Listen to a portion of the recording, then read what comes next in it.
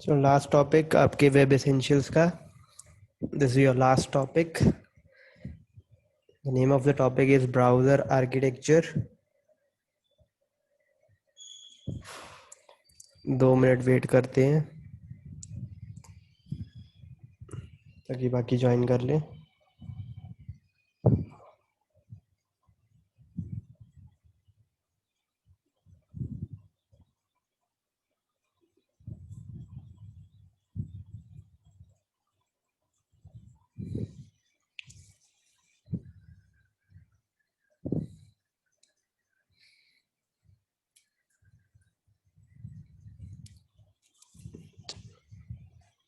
Screen दिखाई दे रही है. ब्राउज़र आर्किटेक्चर ये आपका ब्राउज़र का आर्किटेक्चर है. जो भी आप ब्राउज़र में देखते हो उसके बैकएंड पे ये चीज़ें वर्क कर रही होती हैं. As you can see there are total 7 things. और वो किस तरीके से कनेक्टेड हैं एक दूसरे के साथ और कैसे वो कम्युनिकेट करती हैं एक दूसरे के साथ, वो इसमें दिखाया गया है. तो यूज़र इंटरफेस है, ब्राउज़र इंजन है, रेंडरिंग इंजन है, डाटा परसिस्टेंस है, नेटवर्किंग है, जावास्क्रिप्ट इंटरप्रेटर है और यूआई बैकएंड है. तो इन सभी का कुछ ना कुछ वर्क है, यूटिलाइजेशन है, यूज़ है, कोई वर्किंग है इनकी. इसकी वजह से आपका ब्राउज़र प्रॉपरली फंक्शन करता है. और आपके ब्राउज़र में कई चीज़ें आप करते हो. सर्च करने का काम करते हो, क्वेरी करने का काम करते हो, रिसोर्स को रिक्वेस्ट करने का काम करते हो, डिस्प्ले करने का काम करते हो, नेविगेशन का काम करते हो आप, कुछ चीज़ों को सेव करने का काम करते हो आप. ठीक, वो सारा आपका इन्हीं में से कोई कंपोनेंट, कोई एक कंपोनेंट, एक या दो कंपोनेंट्स आपके वो करके देते हैं अलग अलग काम. तो shall we begin? First of all,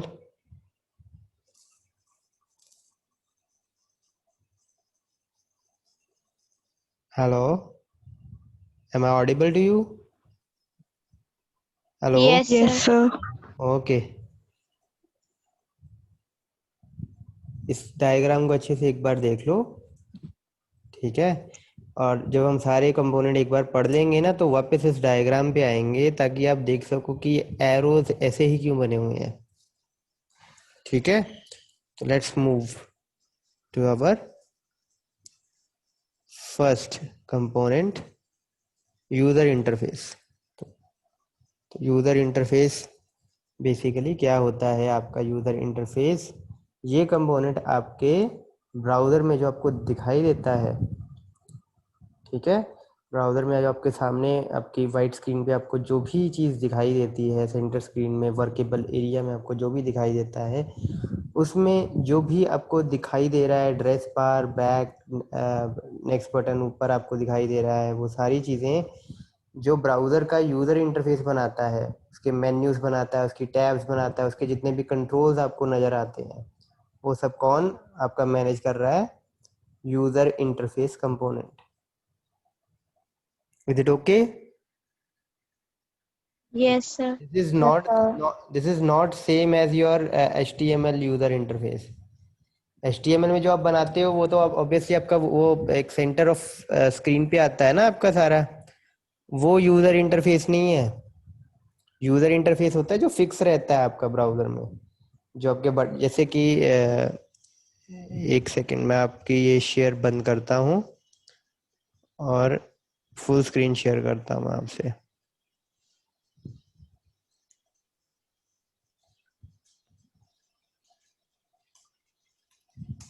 तो आपको ये जो नज़र आ रहा है, ये टैब, ये प्लस न्यू टैब के लिए ये जो आपको एक्सटेंशंस नज़र आ रही हैं, सेटिंग्स नज़र आ रही हैं, ये आपको जो नज़र आ रहा है बैक बटन, फॉरवर्ड बटन, ये रिफ्रेश बटन, ठीक, ये सारा आपका किस में आता है? यूज़र इंटरफेस में. Is it okay? Is it okay? Yes, sir. Yes, sir. ठीक है. इसके अलावा आपको यहाँ पर ये देखो बुकमार्क की ऑप्शंस नज़र आ रही हैं, ये भी आपका यूज़र इंटरफेस में ही आता है. तो आगे मूव करें अब. आगे मूव करें? Yes, sir. Okay, next is your browser engine. ठीक है, अब ब्राउजर इंजन बेसिकली आपका क्या करता है? ब्राउजर इंजन आपके यूजर इंटरफेस और रेंडरिंग, अगर आप इसको देखो, ब्राउजर इंजन आपका कहाँ पे है? यूजर इंटरफेस और रेंडरिंग इंजन के बीच में है। तो वो इंफॉर्मेशन पास करने का काम करता है from user interface to rendering engine. ठीक है, according to the inputs what user provides or whatever kind of interaction user has made with the browser। ठीक है, तो उसके अकॉर्डिंग जो रेंडरिंग होनी है, जैसे सपोज आपने एक पेज लोड किया, उसके बाद आपने बैक बटन दबा दिया, तो बैक बटन दबाने से क्या होगा? पिछला पेज लोड होगा। तो ये ब्राउजर इंजन ही बताता है कि क्या चीज़ क्लिक हुई है, कहाँ पे कौन सा कंट्रोल प्रेस हुआ है, क्या ऑपरेशन यूज़र ने परफॉर्म किया है। ये ब्राउजर इंजन ही कंट्रोल करता है कि यूजर ने ये चीज परफॉर्म की है, उसने बैक बटन दबाया है, उसने रिफ्रेश बटन दबाया है, उसने बुक मार्क बटन दबाया है, और फिर जाकर ये इंफॉर्मेशन पास होती है रेंडरिंग इंजन को, और वो उसके अकॉर्डिंगली जो यूजर ने एक्टिविटी परफॉर्म की है उसके अकॉर्डिंगली जो भी आपको दिखाना है रेंडरिंग इंजन ने, वो उस हिसाब से भी दिखाएगा आपको। रेंडरिंग इंजन का काम ऑब्वियसली आगे हम देखेंगे। तो ये चीज क्लियर है? ब्राउजर इंजन क्या करता है?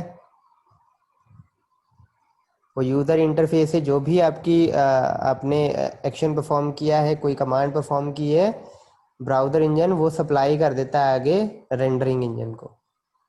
ठीक है, बेसिकली आपका बस ये ऑपरेशन जो आपने परफॉर्म किया है उसकी इंफॉर्मेशन एक्सट्रैक्ट करता है और पास कर देता है रेंडरिंग इंजन को कि ये यूजर ने परफॉर्म किया है, आप इसके अकॉर्डिंग देख लो क्या करना है।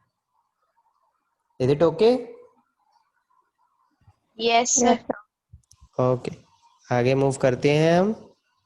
रेंडरिंग इंजन, रेंडरिंग, ओके, आपने एक वर्ड सुना होगा रेंडर, उसका मतलब पता है आपको? रेंडर वर्ड का मतलब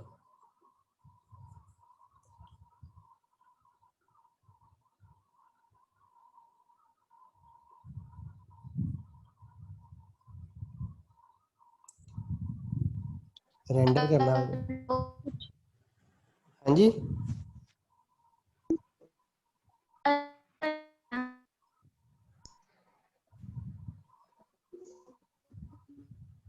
बोलो बच्चे, कौन बोल रहा था?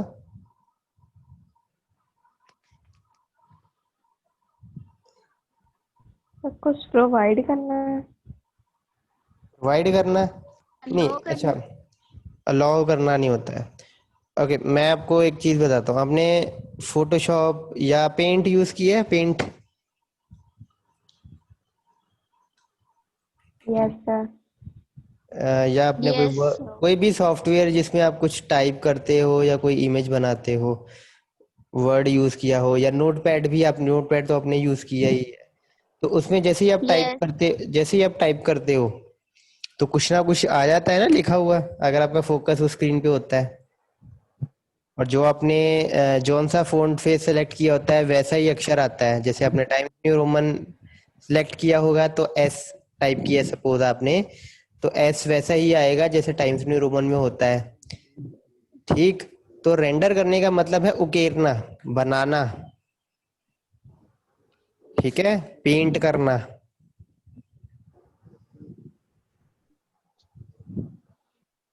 ठीक है, yes, रेंडर का मतलब बनाना, वैसा उकेरना या पेंट करना। पेंट करना थोड़ी वेग हो जाती है डेफिनेशन, बट आई गेस उससे आप ज्यादा बेटर समझ रहे हो। पेंट करना, जैसे HTML का भी आपका ऐसा होता है। HTML जब आप बनाते हो, आप टैग्स यूज कर रहे हो, वो टैग्स किसके लिए यूज होते हैं? वो रेंडर करने के लिए यूज होते हैं। आप पी टैग यूज करते हो तो पी टैग बताता है ना कि मेरा जो अंदर का कंटेंट है वो इस तरीके से रेंडर करना है, इस तरीके से बनाना है, इस तरह से दिखाना है। ठीक है, इस तरह से उकेरना है उसको।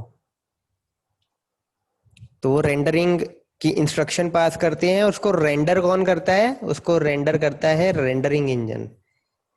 तो HTML का कोड हो, XML का कोड हो, CSS का कोड हो या कोई इमेजेस हो, ये हमें ये बताते हैं कि ऐसे ऐसे हमारे ऑब्जेक्ट को आपको बनाना है, पेंट करना है, उकेरना है आपने। और रेंडरिंग इंजन उन इंस्ट्रक्शन को फॉलो करके वैसे वैसे ही उनको पेंट करता है, बनाता है या डिस्प्ले करवाता है आपको। Is it okay?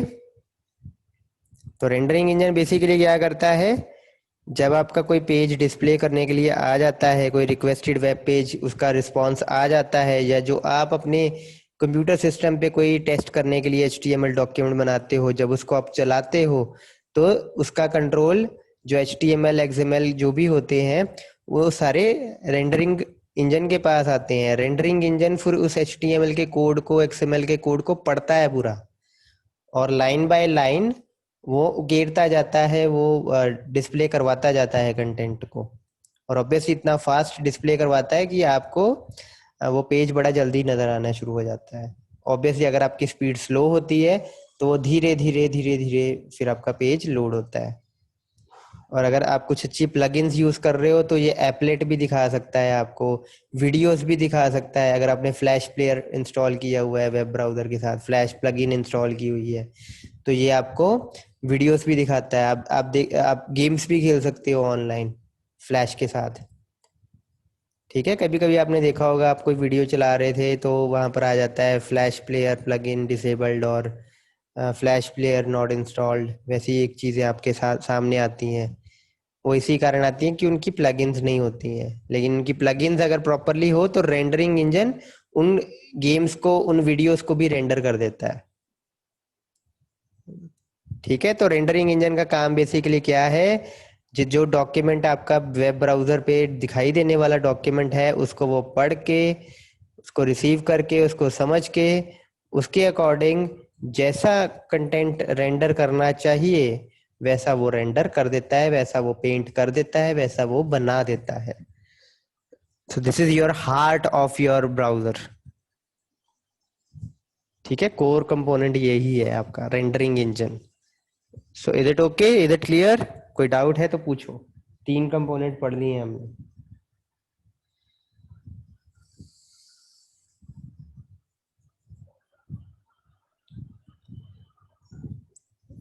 A silence means no doubt, or is it means no understanding? No doubt sir. No doubt. चलो आगे मूव करते हैं फिर।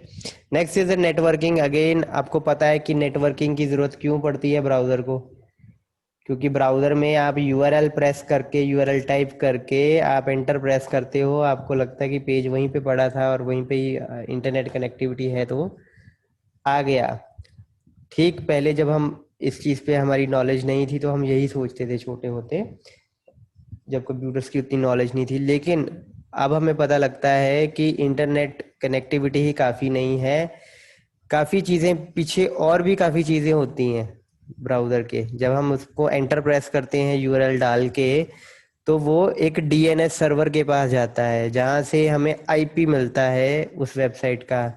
फिर हमारे वो IP ब्राउज़र के पास वापस आता है, फिर ब्राउज़र रिक्वेस्ट भेजता है, HTTP रिक्वेस्ट भेजता है, या ऑब्वियसली FTP या टेलनेट या गोफर कुछ ऐसी रिक्वेस्ट भेजता है।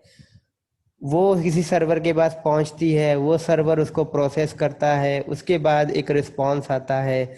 उस रिस्पॉन्स को आपका ब्राउज़र प्रोसेस करता है और फिर आपको दिखाता है। तो इसमें जो बच्चे कम्युनिकेशन वाला पार्ट है, रिक्वेस्ट करना और रिक्वेस्ट और रिस्पॉन्स को अपने तक रिसीव करना, ये सारा काम कौन करता है? ये नेटवर्किंग कंपोनेंट करता है। ठीक है, जो भी सिक्योरिटी मैनेजमेंट का काम है, कम्युनिकेशन का काम है, वो सारा आपका नेटवर्किंग कंपोनेंट करता है। ठीक है, और एक आखिरी ओके लाइन जो सर। आप पढ़ रहे हो, इसका मतलब क्या होगा? आपको कैश का काफी मैंने बताया था। इस लाइन का मीनिंग कोई बता सकता है, जो लास्ट लाइन है?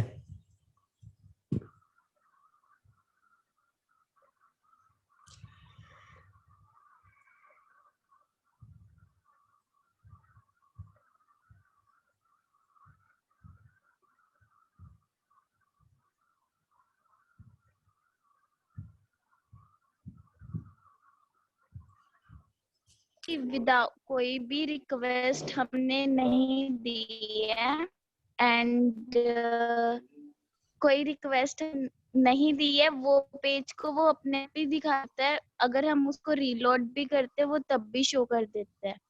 और एम आई ऑडिबल? हाँ जी बच्चे, बोलो बोलो, बोलते जाओ। तो नेटवर्क कंपोनेंट क्या करता है कि जो हमने रिट्रीव कर ली है, जो सिलेक्ट कर लिए डॉक्यूमेंट को एक बार, उसको वो कर देता दोबारा पेस्ट उसमें ही भेज, ताकि वहाँ पे ट्रैफिक ना हो। ओके सिलेक्ट कर लिया, उसका एक कैश बना के रख लेता अपने पास। Okay okay okay, got your point Shilpa.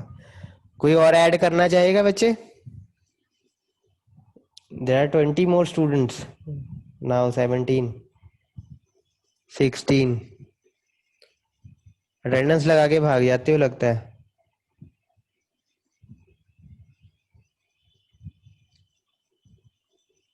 Yes, anyone?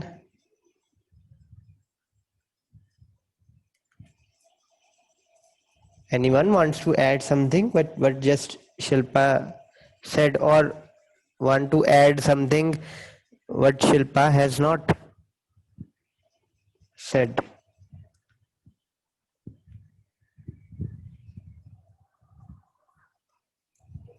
Anyone बच्चे बोलो, कोई भी बोलो बोलो।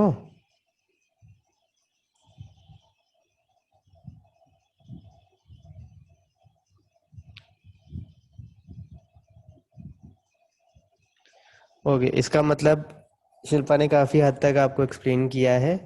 मैं इसमें कुछ ऐड करता हूँ। आपका नेटवर्क कंपोनेंट क्या करता है कि वो ट्रैफिक मैनेज करने की कोशिश करता है। लेट अस सपोज आपने एक पेज, आपने ना एक HTML के किसी टॉपिक के बारे में पढ़ना स्टार्ट किया। लेट से आपने फॉर्म्स के बारे में पढ़ना स्टार्ट किया। आपने एक लिंक खोला, उसमें फॉर्म्स के बारे में इंफॉर्मेशन है। एक वेबसाइट का एक वेब पेज है जिसमें फॉर्म्स के बारे में पूरी इंफॉर्मेशन थी। तो आपने वो पढ़ी, उसके बाद आपको नीचे जाने में प्रॉब्लम हो गई, लेट से कुछ कुछ चीज़ हो गई, आपने उसको रीलोड किया। अब रीलोड जब हम करते हैं, मतलब हमें वो पूरा रिक्वेस्ट रिस्पॉन्स दोबारा साइकिल पे आना पड़ता है। तो अगर नेटवर्क कंपोनेंट के पास उसकी कॉपी पड़ी हुई है फ्रेश, जो अभी तक एक्सपायर नहीं हुई है, तो वो वही कॉपी आपको रीलोड करके दोबारा दिखा देता है, ताकि आपको वो रिक्वेस्ट रिस्पॉन्स साइकिल में वापस ना आना पड़े। दोबारा से फिर रिक्वेस्ट जाएगी, फिर रिस्पॉन्स आएगा। उसमें टाइम वेस्ट करने की जगह वो जो लोकल कॉपी आपके पास कैश करके उसने रखी हुई है नेटवर्क कंपोनेंट ने, वो आपको वही दिखा देता है। तो इससे ऑब्वियसली आपका डाटा सेव होगा। ठीक, is it okay? Yes sir. Okay, yes. now let's move to the next topic now. Next is JS interpreter and JS is JavaScript. ठीक है, जावास्क्रिप्ट अभी हमने पढ़ी नहीं है, उसके बारे में मैंने आपको थियोरेटिकली कुछ बताया नहीं है। तो हम इसको बस अब इतना समझ के चलते हैं कि जावास्क्रिप्ट इंटरप्रेटर क्या है। इंटरप्रेटर क्या होता है वो तो आपको पता होगा, आई गेस प्रोग्रामिंग की है आपने, सी प्रोग्रामिंग, C++ पढ़ी हुई है। What do you mean by interpreter, compiler, ये चीजें पढ़ी यस होंगी। सर।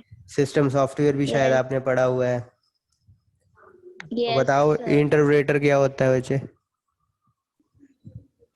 सर इंटरप्रेटर एक ट्रांसलेटर होता है जो हमारे हम्म, सोर्स कोड को मशीन कोड में कन्वर्ट करता है। बट इंटरप्रेटर में क्या होता है कि हमारे लाइन बाय लाइन एग्जीक्यूशन होती है। ठीक एज है।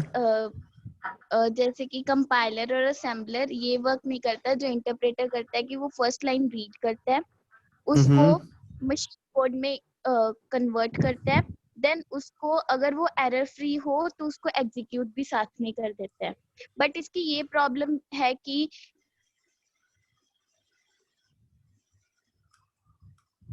क्या प्रॉब्लम है?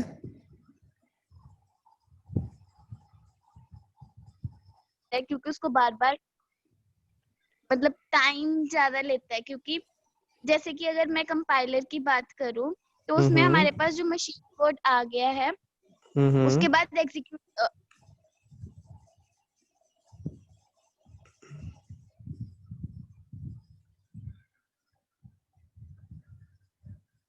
कोड नहीं बनता, साथ बाय साथ ही एग्जीक्यूट होता है। और इंटरप्रेटर में होता है कि अगर मुझे वो दोबारा यूज करना है तो वो फिर पहले ट्रांसलेट होता है फिर एग्जीक्यूट होता है। ये वाला बिल्कुल कोड। बिल्कुल बिल्कुल ठीक है, बिल्कुल ठीक है। तो इंटरप्रेटर क्या करता है, आपका जो सोर्स कोड है उसको लाइन बाय लाइन वो ट्रांसलेट करता है जो आप इनपुट फीड करते हो, और एग्जीक्यूट करता जाता है आपका line by line translate and execute. और उसकी कोई कॉपी सेव नहीं करता है, तो जितनी बार आप एग्जीक्यूट करते हो उतनी बार वो उसको ट्रांसलेट करता है और एग्जीक्यूट साथ साथ करता जाता है। तो इंटरप्रेटर वैसे होता फास्ट है, लेकिन आप मल्टीपल एग्जीक्यूशंस करते हो अगर, तो उसमें कंपाइलर फास्ट ज़्यादा होगा, क्योंकि वो एक ही बार आपकी कंपाइलेशन कर देगा और अगली बार आपका वो ऑब्जेक्ट कोड ही चलेगा। लेकिन इंटरप्रेटर में ऐसा नहीं है, source code he line by line translate होता है हर बार, और ऑब्वियसली फास्ट तो है, बट मल्टीपल एग्जीक्यूशन में कंपाइलर आपका फास्ट हो जाता है। तो जेएस इंटरप्रेटर बेसिकली इसका काम एक ही है कि ये आपकी जो जावास्क्रिप्ट का कोड है उसको इंटरप्रेट करता है, एग्जीक्यूट करता है जो आपके एचटीएमएल पेज में है, ठीक। और उसका जो रिजल्ट है वो रेंडरिंग इंजन को पास करता है, और रेंडरिंग इंजन उसके हिसाब से डिस्प्ले को चेंज कर देता है। ठीक है। Yes.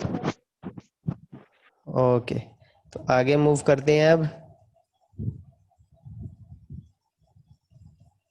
Data persistence, sorry UI backend पहले आता है। यूआई बैकएंड क्या होगा, backend of UI, front end backend का कॉन्सेप्ट तो आपको क्लियर है ना। किसी को बच्चे फ्रंट एंड बैक एंड के कॉन्सेप्ट में प्रॉब्लम हो, फ्रंट एंड क्या होता है बैक एंड क्या होता है?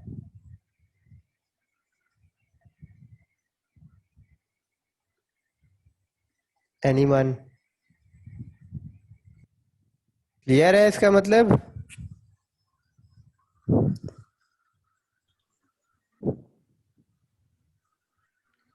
चलो ओके। तो यूआई बैकएंड जो होता है ये हेल्प किसकी करता है, ये आपके यूआई की हेल्प नहीं करता है, ये आपके रेंडरिंग इंजन वाला यूआई का बैकएंड है।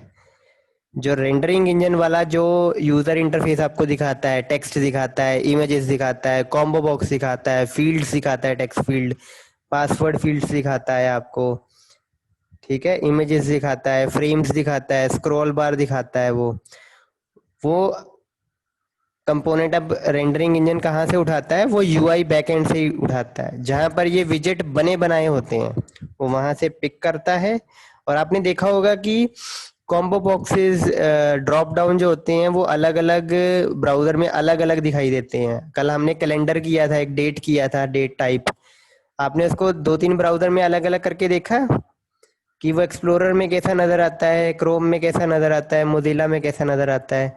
तीनों में वो अलग अलग नजर आएगा आपको, क्योंकि हर एक ब्राउजर का हर एक अलग अलग विजेट सेट होता है, सबके अलग अलग कॉन्सेप्ट्स होते हैं यूआई बैकएंड को लेके, सबकी विजेट सेट अलग अलग होता है। मतलब वो काम तो वही करेगा, डेट टाइप वाला इनपुट काम तो वही करेगा, कैलेंडर ही दिखाएगा आपको, लेकिन कैलेंडर दिखाने के वे अलग अलग हो सकते हैं अलग अलग ब्राउजर के। हमने तो बस उसको ये बताया कि यहाँ पर डेट वाला विजेट आना चाहिए, अब वो ब्राउजर के पास जैसा डेट वाला विजेट पड़ा है वो वैसा दिखा देगा आपको। ठीक है, वो कहाँ से आप पिक करते हैं, वो यूआई के इसी बैक एंड से पिक करते हैं। इधर ओके। Yes, sir. ओके, तो ये प्लेटफॉर्म डिपेंडेंट नहीं होते हैं ऑब्वियसली। आपके नीचे कोई भी ऑपरेटिंग सिस्टम चल रहा हो कोई फर्क नहीं पड़ता, लाइनेक्स में भी क्रोम में वही वाला ही दिखाई देगा आपका कॉम्बो बॉक्स या विंडो या स्क्रॉल बार, जैसा आपका लाइनेक्स में दिखाई देगा, जैसा आपका मैक में दिखाई देगा। तो प्लेटफॉर्म इंडिपेंडेंट है। ठीक, आगे बढ़ें।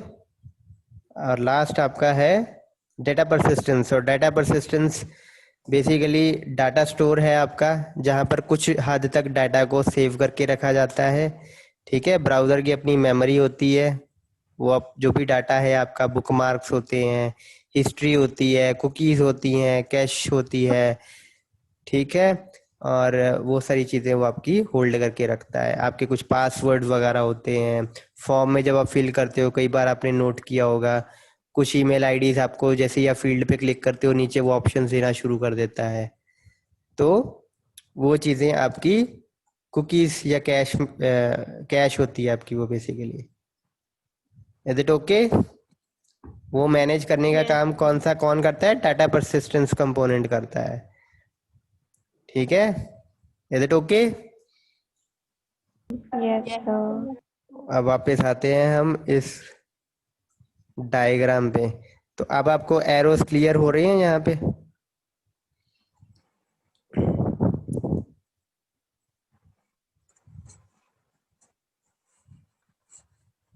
कोई एरो जो आपको पता ना लग रहा हो?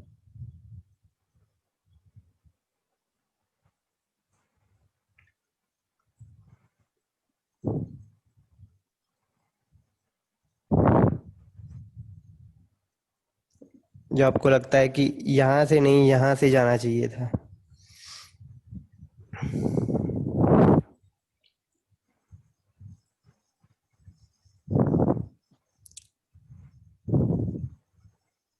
ये देखो, ये दो एरोस तो ठीक है, क्योंकि ब्राउज़र इंजन यूज़र इंटरफेस और रेंडरिंग इंजन के बीच का ब्रिज है, तो ये दो एरोस में तो कोई प्रॉब्लम नहीं है। आपका रेंडरिंग इंजन जो है वही आपकी नेटवर्किंग से आता है, और ये ड्यूल एरो। ठीक है, रेंडरिंग इंजन आपके नेटवर्किंग पे इंफॉर्मेशन भेजता है, वहाँ पे जैसे आप क्लिक करते हो लिंक्स को तो वो नेटवर्किंग से के पास जाता है, और नेटवर्किंग से जैसे ही रिस्पॉन्स आता है वो रेंडरिंग इंजन को वापस भेजता भी है। जावास्क्रिप्ट इंटरप्रेटर वो भी ड्यूल है आपका। ठीक, स्क्रिप्ट रेंडरिंग इंजन, जो भी एक्शन परफॉर्म होता है रेंडरिंग के साइड पे, वहाँ से स्क्रिप्ट रन होती है, और स्क्रिप्ट रन होने के बाद जो भी रिजल्ट आता है वो रेंडरिंग इंजन के पास जाता है। रेंडरिंग इंजन अब आपका यूआई का बैकएंड, जहाँ पर विजेट्स पड़ी हुई हैं आपकी, बहुत सारी कॉम्बो बॉक्स पड़ी हैं, स्क्रॉल बार पड़ी हुई है, वो रेंडरिंग इंजन यहाँ से यूज़ करता है, इसको एक्सेस करता है। यूज़र इंटरफेस भी ऑब्वियसली वही बैक एंड को ही एक्सेस करता है। आपके जो बैक बटन है, बुक मार्क का बटन है, सेटिंग्स का बटन है, वो भी यहीं पे पड़ा हुआ है। यूआई भी इसी को एक्सेस करता है। डाटा परसिस्टेंस, डाटा परसिस्टेंट जो है वो आपका ब्राउज़र इंजन ही मैनेज करता है, क्योंकि ब्राउज़र इंजन में ही वो कंपोनेंट है, ब्राउज़र इंजन ही वो चीज़ है जिससे आप बुक मार्किंग करते हो, हिस्ट्री बनाते हो। ठीक है, रेंडरिंग इंजन तो काम नहीं करता है, ये तो बस बनाने का काम करता है। ब्राउज़र इंजन ही जो मेन काम करता है, जो यूआरएल्स होते हैं, एड्रेस बार होती है, उसको मैनेज करने का काम सारा ब्राउज़र इंजन ही करता है। वहां पर आप बुक मार्क बटन दबाते हो, बैक बटन दबाते हो, फॉरवर्ड बटन दबाते हो। ठीक है, हिस्ट्री खोल के उसको डिलीट करने की कोशिश करते हो, या वहां से चेक करने की कोशिश करते हो, वो सारा काम कौन मैनेज करता है? ब्राउज़र इंजन ही करता है। तो सिर्फ ब्राउज़र इंजन ही आपका डाटा परसिस्टेंस को एक्सेस करता है और मैनेज करता है, और डाटा परसिस्टेंस पे तो ऑब्वियसली आपका सिर्फ डाटा ही पड़ा हुआ है। So I hope it's clear now, browser architecture of your common browser. तो ब्राउज़र का आर्किटेक्चर क्लियर है? कोई भी कंपोनेंट में कोई डाउट हो, you can ask. This is the last final topic of your theory. इसके बाद आपकी थ्योरी की कोई क्लास नहीं है।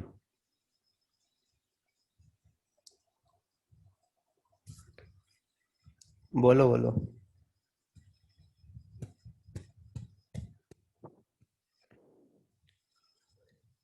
Any question, any doubt, you can ask. में बताना। दोबारा बोलना।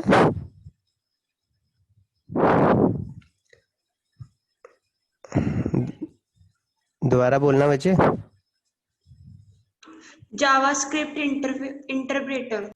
जावास्क्रिप्ट इंटरप्रेटर बच्चे, जो आपकी जावास्क्रिप्ट्स होंगी, जितनी भी स्क्रिप्ट्स होंगी जावास्क्रिप्ट्स, आपके पेज में इंक्लूडेड होंगी। जैसे हम भी जावास्क्रिप्ट करेंगे, जावास्क्रिप्ट हम डालेंगे अपने HTML पेज में, तो वो इंटरप्रेट करने का काम। अब हमारा रेंडरिंग इंजन जो है ना, वो सिर्फ HTML और XML को पढ़ सकता है, लेकिन जावा स्क्रिप्ट को नहीं पढ़ सकता। उसके लिए आपको एक अलग कंपोनेंट चाहिए, जावास्क्रिप्ट इंटरप्रेटर। तो वो जावास्क्रिप्ट को इंटरप्रेट करने का काम, उसको एग्जीक्यूट करने का काम, स्क्रिप्ट को एग्जीक्यूट करने का काम वो ये करेगा, जावास्क्रिप्ट इंटरप्रेटर। ठीक है, और उसका जो रिजल्ट आएगा वो रेंडरिंग इंजन को वापस भेज देगा। Okay sir. Any other component? किसी का भी कोई डाउट हो पूछ सकता है। We still have 6 minutes.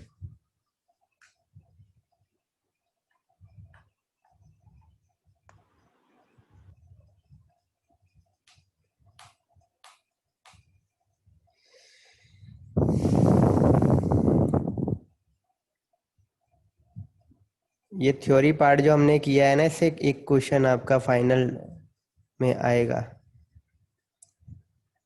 Maximum एक क्वेश्चन।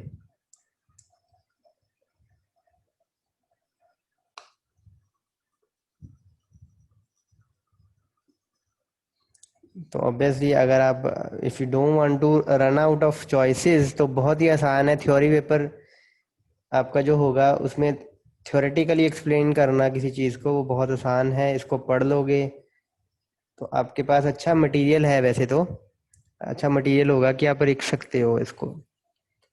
तो कोई भी डाउट है उसकी कॉन्सेप्ट को अच्छे से समझ लो, कुछ रिपीट करवाना है तो आप रिपीट करवा सकते हो। तो is it okay browser architecture? Yes, sir.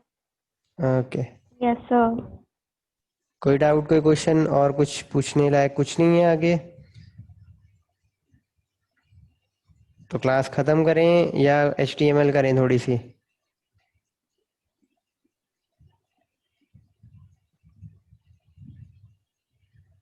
बोलो। सब खत्म कर दो। ओके, अटेंडेंस कर दी है सभी ने? किसी की रह गई हो तो वो Yes, कर दे, sir. कर दे वो।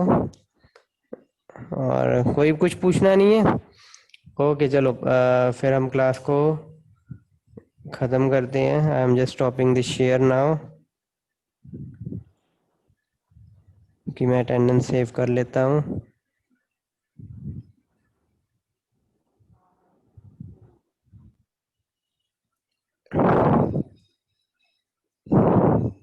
चलो, I am going to end this class now. कल 12:15 बजे हम स्टार्ट करेंगे अगली क्लास। ओके बच्चे।